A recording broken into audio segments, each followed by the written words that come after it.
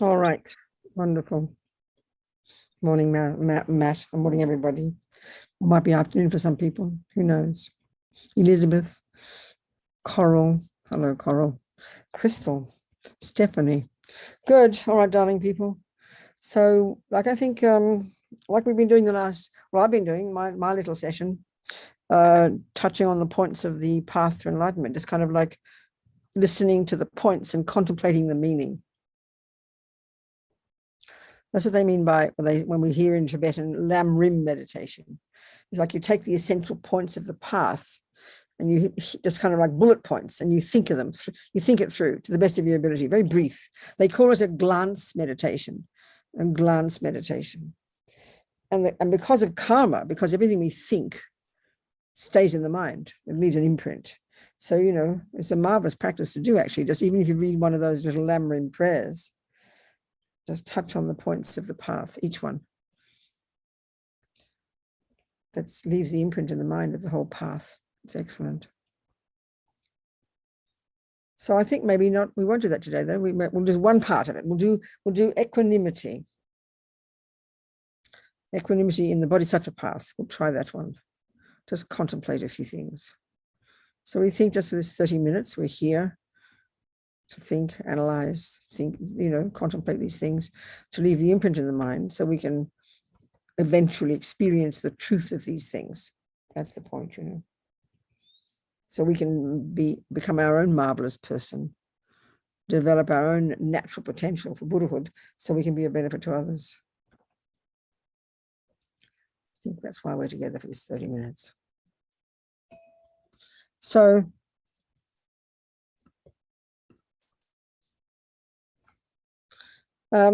okay, so the first practice in the Bodhisattva path, the foundation, the starting point for the development of love and compassion, and then eventually bodhicitta. The starting point is this thought, this approach, this attitude. It's called equanimity. It's very specific. It's the heartfelt, when you've got it, once you've achieved it, it's this heartfelt recognition that friend, enemy, stranger, and the fact is, in the universe, there's no fourth category of sentient beings, because friend is an object of our attachment. Enemy, a person we don't like, is the object of our aversion. And stranger is the object of our indifference. So this heartfelt recognition that friend, enemy, and stranger are the same as each other from one point of view. That's it. And that point of view is simple, that each of them wants to be happy and each of them doesn't want to suffer.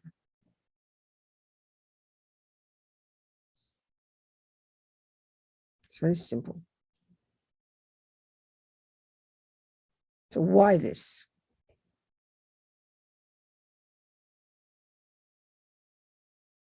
Because what we're trying to do is develop love and compassion, and then bodhicitta in this part of the path. Love is a delight in someone being happy, wanting them to be happy. Compassion is empathy with their suffering. I wish they didn't suffer.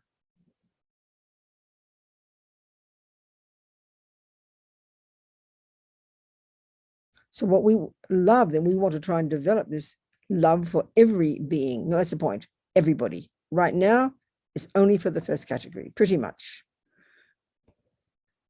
Look at the world. It's utterly natural. The ones we spend all our time loving, trying to make happy, having compassion for, helping, supporting. It's just so natural, we would think it'd be weird to do it for someone else. It's for our friends, our beloveds, the families, our partner, our pussycat. We focus on just a few. That's clear. Monkeys and dogs and ants and humans, all the same. So what's wrong with that? Well, nothing. It's marvelous to love somebody. It's marvelous to have compassion for somebody. The bigger picture here, the Buddha's point, is that everybody is the same. They all want to be happy. Everybody wants not to suffer. So why do we select just a few? That's the question.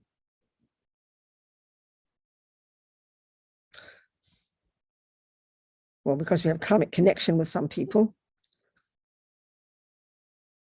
due to virtue with them, and we become close. We, marry them or live with them or give birth to them or take care of them.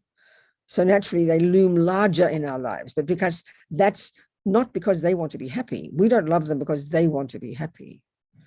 We love them because they make us happy. That's attachment. So we have a vested interest in taking care of our beloveds. That's why we don't take care. Certainly we don't take care of the people who've harmed us. Don't love them. We don't want them to be happy. We don't want them not to suffer. Because why? Because they've hurt me. Because they don't do what my attachment wants. That's why we have aversion to them. So in other words, these viewpoints are completely self-centered. This sounds very shocking to us. It sounds shocking. This is so normal. But they're self-centered viewpoints. Necessarily, logically, they're self-centered. It's actually got not to do anything to do with the person. It's to do with me. And what about the third category, the third category, strangers? Well, that's 99.99% of the universe. How do we feel about them? Well, because they don't either help me or harm me, then our response is couldn't care. This is fact. It's just the world. And the reason for this friend, enemy, stranger, they're creations of delusions. They are fabrications. They're fabrications made up by my attachment. So those who help me, they're my beloveds. Those who make me happy, those who do what my attachment wants, then I adore them and I want them to be happy. And I will spend my life doing that. And that's marvelous. But the logic is wrong.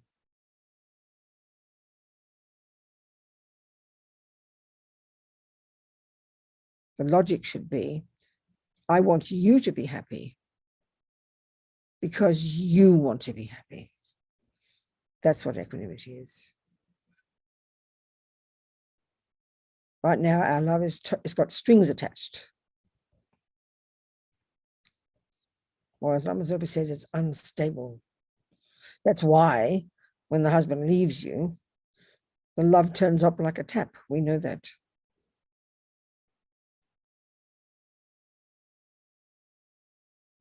So we see the entire world through the lenses of our own needs. It's just the world. It's just how it is at samsara. And it's quite shocking. It also sounds exhausting. You mean I have to love everybody? Well, that's what Buddha's saying we're capable of, but one step at a time.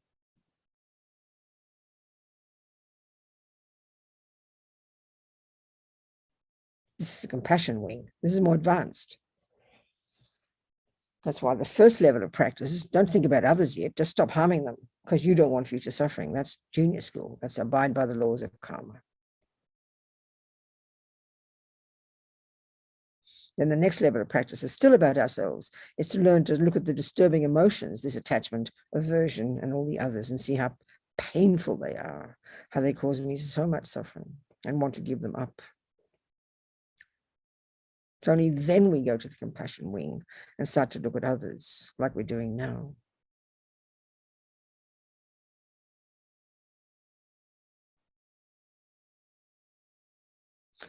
So in this, the series of steps that culminate in bodhicitta, this is the first one.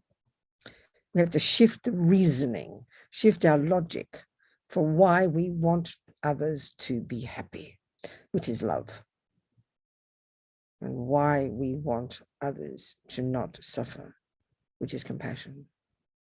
The logic now is I-based. So with that logic, we can only love a few people.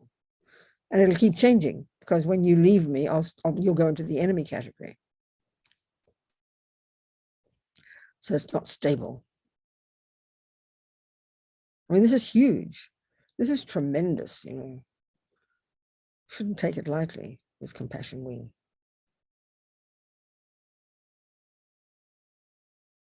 So what we're trying to prove to ourselves with equanimity is very precise. Love and compassion come later. This is the basis, a sound basis for properly growing love and compassion. We're trying to shift the reasoning. We're trying to get ourselves out of the equation.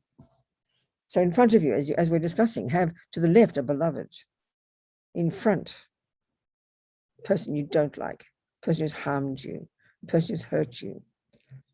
We've all got one of those, more than one. Right in the middle, right in front of you. And then to the right, a stranger, a person whose face you know just enough to put them there, but you've never had any contact. They've neither harmed nor helped you. That's 99.99% of the universe. So just, this logic we're using, we just try to think through this logic that we're using. So get yourself out of the equation and see these three people separately from you. Separately.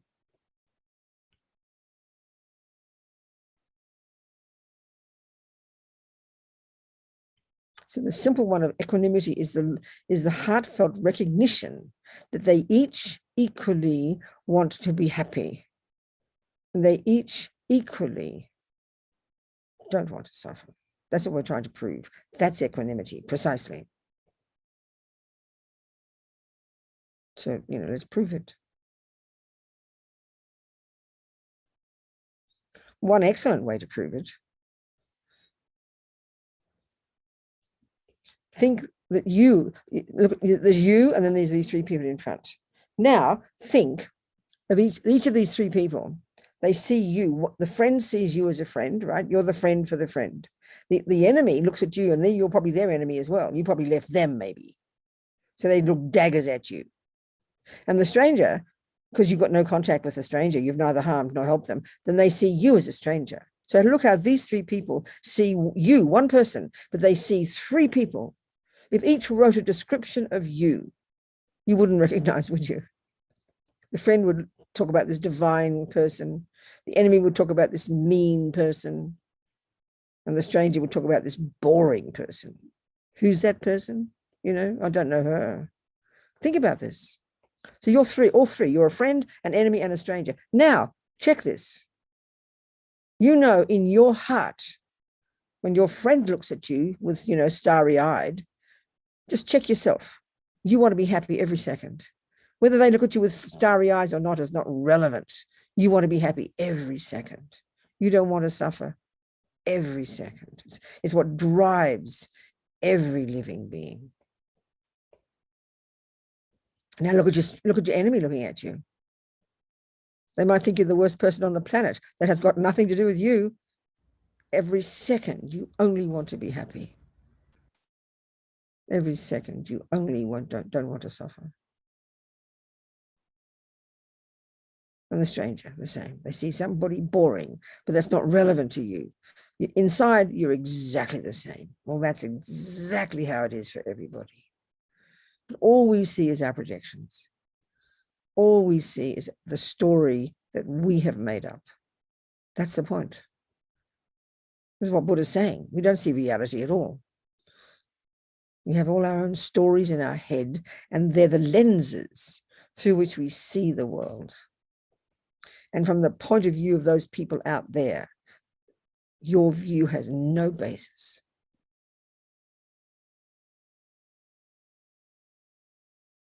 because each is an exaggeration. Each is a distortion. Attachment causes the friend to look totally divine. Aversion causes the enemy to be totally ugly. Indifference causes the stranger to be totally boring. It is projections. Nothing to do with the simple fact that in their hearts, they only want to be happy. They only don't want to suffer. But to be rigorous. These meditations on the compassion wing aren't sentimental, kind of wishy-washy. They're using rigorous logic to argue with ego's misconceptions, to come to some sound conclusions.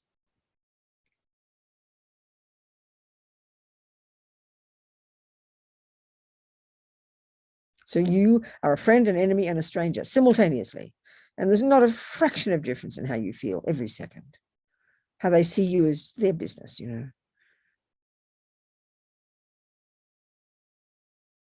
So what's one of the problems with this is as soon as we say, you know, let's say you think of an enemy, person who's has really definitely harmed you, and there's no argument, they harmed you. And you say, they want to be happy. The first thing we say is, what do you mean they want to be happy? They don't deserve to be happy. And this deserve is the basis of whether we love or don't love somebody. It's totally contingent on that. That's so heavy. Deserve, in other words, is if they're nice to me, I'm prepared for them to be happy. I mean, this is shocking. So self-centered. This is the point. They don't deserve it. It's got nothing to do with it. It's not relevant. One way Buddha says is every being is simply driven constantly by the wish to be happy and not suffer. You could argue the whole Buddhist path is methodology to achieve that. You know? Everyone is driven by this naturally. Every ant, every dog, every psychopath, every rapist, every saint.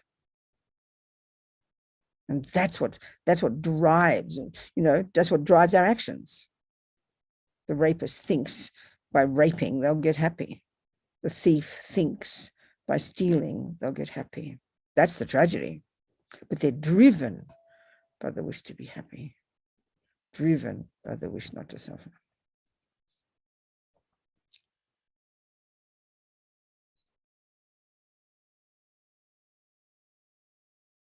This is the starting point for the development of the stages on the compassion wing. This is the starting point, the foundation, the basis. Because then we start the techniques that build on that, you know, step after step after step. There's two systems. I think Geshe-la's teaching on one at the moment, 6 causes and 1 effect, or the 7-point something. I'm not sure. Maybe it's something else. I'm not sure. But each of these steps leads us gradually to actually cultivate the genuine love for every living being, but based upon this foundation, because they want to be happy and have compassion for every living being, because they don't want to suffer.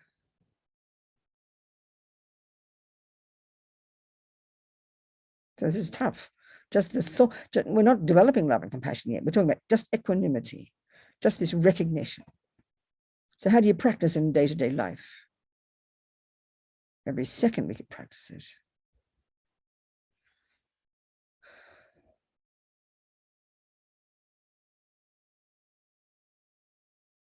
You know, you got a grandchild or something, and you adore your beloved grandchild. Of course, you see them through the starry eyes of attachment. They're heavenly to you. And there's a smelly kid next door. You can't stand him. He's mean, and he might be mean. No one's saying he's not mean. But that means you have aversion for him, which means you don't want him to be happy. And we even have to struggle with our enemies to want them not to suffer. We have to struggle against that, to not want them to suffer. You know? So equanimity, right there, you see them playing, and you have this, you know, love for your beloved, and there's aversion for this other kid. Right that second, you say, Rabina, They're equal. They both want to be happy. That little smelly kid has the same yearning in his heart to be happy, just like my beloved. That's equanimity. So what's the consequence of that? Well, and suddenly, one of the consequences, you suddenly start to, there's a tiny shift in the view of the smelly kid. You begin to see the humanity, just a tiny shift.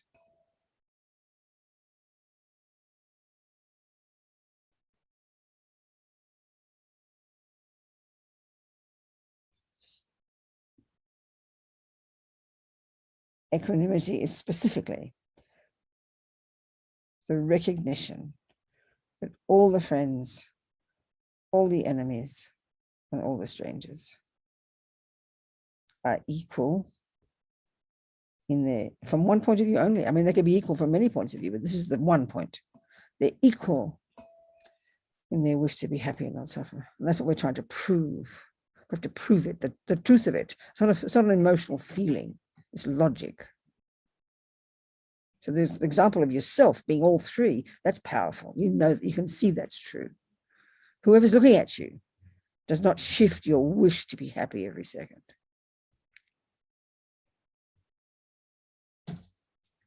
So, of course, again, the naive way we think of it, well, if that smelly kid wants to be happy, let him do what he likes. No, that's not the conclusion. He might be mean. He might hit your grandchild unfairly. So you have to watch like a hawk and be sensible. But it's understanding what drives everybody. And then when we understand that sentient beings have delusions and that's why they harm each other, then you can begin to have compassion. But the fundamental point of equanimity is recognizing this equality from this one point of view, driven by the wish to be happy and driven by the wish not to suffer. And we can see how irrational friend, enemy, stranger are. This is the point. They're just these projections we've made up. You know, there's Fred, a stranger. Hardly know the guy. Couldn't care less. You hear about him down the road, the fellow down the road.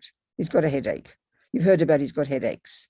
You try to have compassion, but it doesn't touch you because he's a stranger. You think about it for about a half a second, then it disappears from your mind. That's a stranger. Try to have compassion, but you can't sustain it because there's no relationship. You're indifferent. Then you meet Fred and you fall in love. Now what happens? Fred moves over from the stranger category to the beloved category.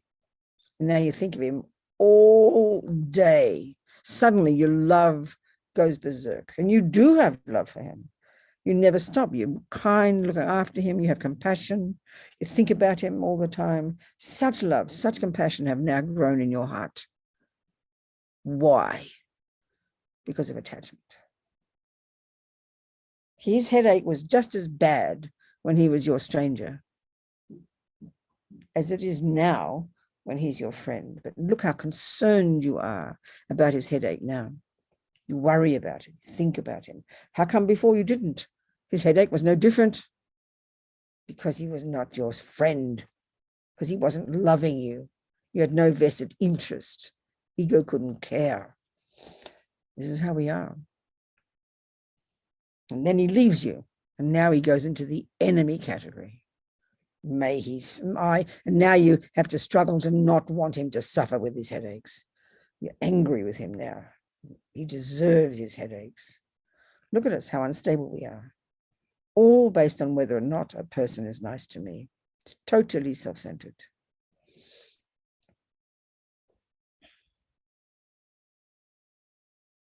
But Fred's headache was just as bad, whether you labeled him friend, enemy, or stranger. He wanted only to be happy every second, and he wanted only not to suffer. This is what we're trying to show.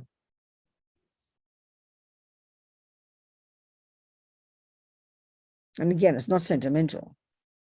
Just because the person wants to be happy, like to say that rapist wants to be happy, you don't pat him on the head and think, oh, poor thing, he wants to be happy. Let him do what he likes. That's not the conclusion at all. It's a very fundamental, specific point.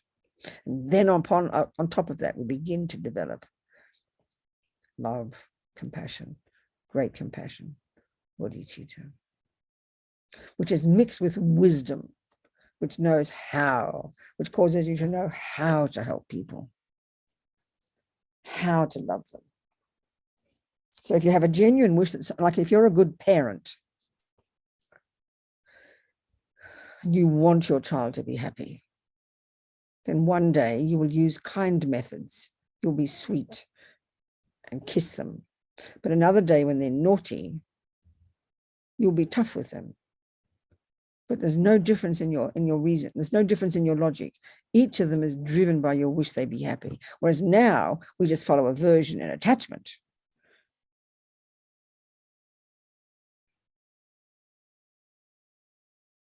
So if we trust, for example, let's say we have a relationship with a teacher, a lama. This is a tough one for us because attachment only wants to hear sweet words. So if our teacher, whom we trust, our lama, let's say, whom we trust, we've decided, we've chosen our teacher. And one day they say sweet words, and the next day they say tough words. We have to trust that they're coming from the same place. Their love for me, their wish for me to be happy, using their wisdom to know how to help me. We have to trust that. That's difficult because attachment only wants to be stroked.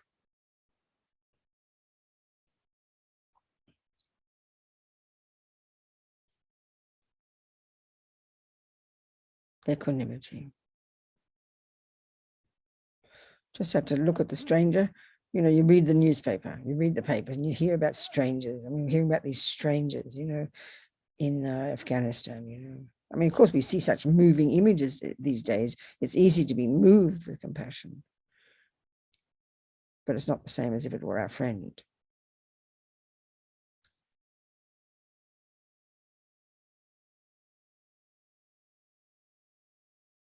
And friend is based on family, race, you know, nationality, football teams, you name it. My people, you know. We feel closer to my people. It's just the way delusions are.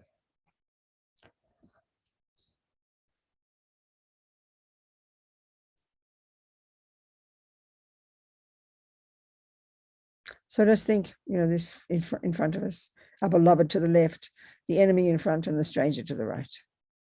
Just sort of consciously have this sense of moving yourself out of the view, you know, to see these three people as equal to each other from this one point of view.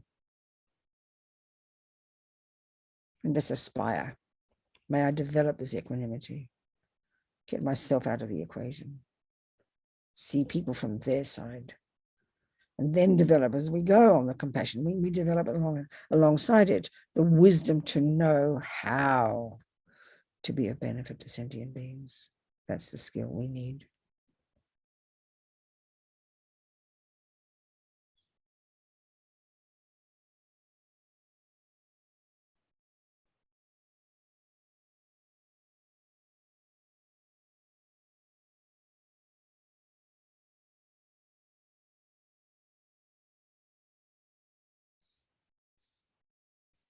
All right, sweethearts. A few thoughts for the day. Gone like a dream. 30 minutes. Just like it started a second ago, didn't it?